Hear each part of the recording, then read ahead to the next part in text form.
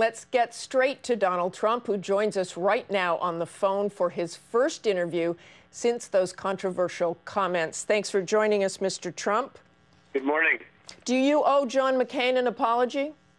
No, not at all. Actually, if you look at Cheryl Atkinson's report last night, 4 times she said, I said perfectly, I said whatever it was, and it was absolutely fine. And she thought the press was covering me very, very unfairly, and she stated that strongly. And I respect her as a reporter and somebody that a lot of other people respect also. And very importantly, I got a standing ovation, the biggest ovation they had all weekend by far. When I left the room, it was a total standing ovation. It was wonderful to see. Nobody was insulted. What happened is later on, the Republican candidates, some of whom are registering 1% and 0, and they're very upset that I'm leading the polls by actually a nice margin. They're extremely upset, and they were extremely upset when the Nevada numbers just came out, and they're through the roof, too. Mr. Trump, let's go back to this issue of John McCain, and you're talking about the Cheryl Atkinson piece.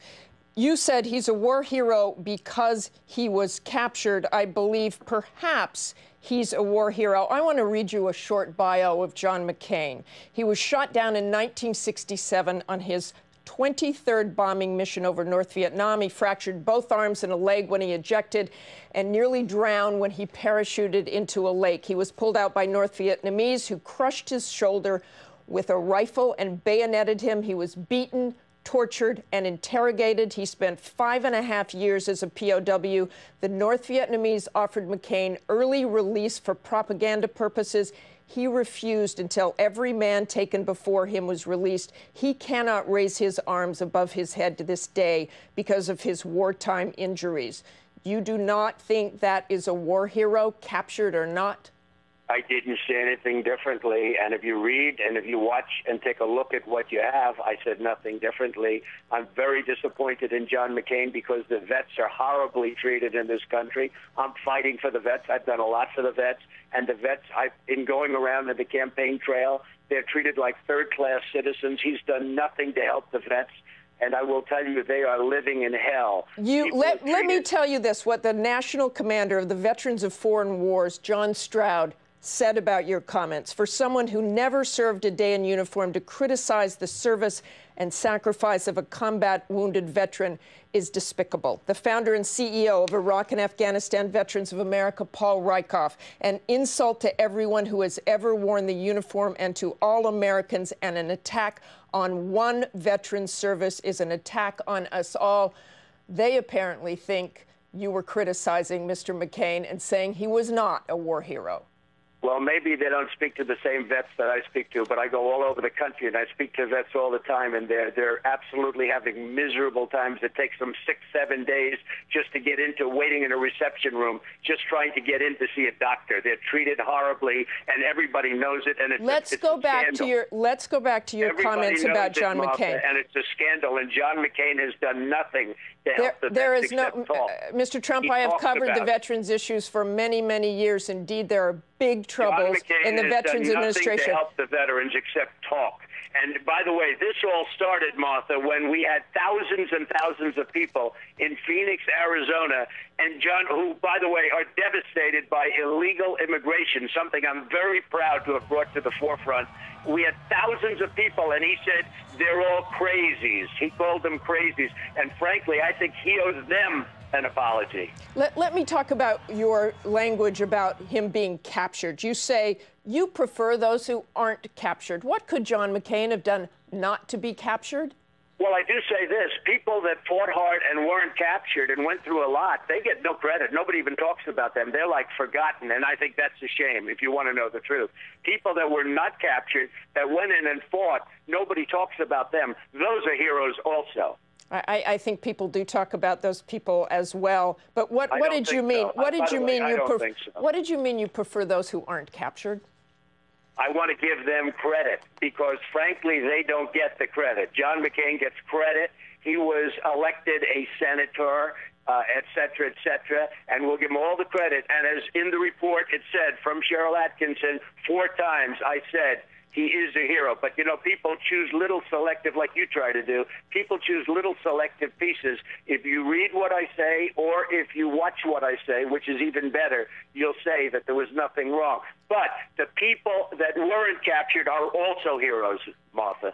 I want to talk about you and your deferments. How many deferments did you actually get, and what were they for? I believe you had student deferments and then a medical deferment. I had student deferments like many other people had during the war or around the time of the war.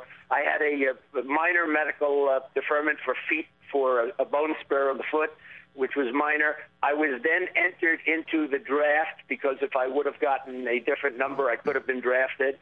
I was fortunate in a sense because I was not a believer in the Vietnam War. That was another war that was a disaster for this country. Lives and money, and it's disgraceful what happened with the Vietnam War. I was not a fan of the Vietnam War, but I was entered into the draft, and I got a very, very high draft number. That wasn't until 1969. The lottery wasn't until 1969.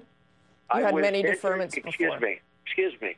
I was entered into the lottery, the draft lottery. If I would have gotten a low number, I would have been drafted. I would have proudly served. But I got a number, I think it was 356. That's right at the very end. And they didn't get, I don't believe, past even 300.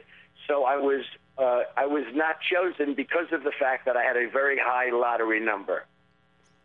There seems to be a pattern, Mr. Trump. When you're criticized or attacked, you often respond with name-calling, using terms like dummy, loser, total losers on Twitter and elsewhere.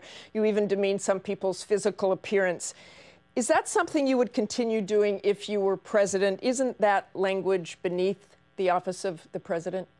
Oh, I don't think. Look, when people attack me, I, let them have it back. You say physical appearance, it's my hair, but people are constantly attacking my hair. I don't see you coming to my defense. My hair is just fine, but I don't see you coming to my defense. But if I say something about somebody else, yesterday I mentioned somebody was saying McCain's a smart man.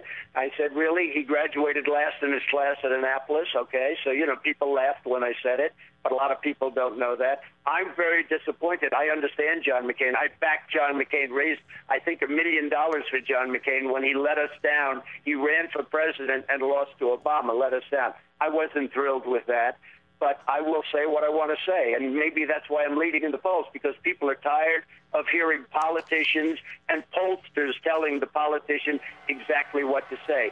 And believe me, this whole thing was brought up by a lot of the people that are competing against me currently that aren't even registering in the polls because people are tired of them. Have you ever said anything you regret?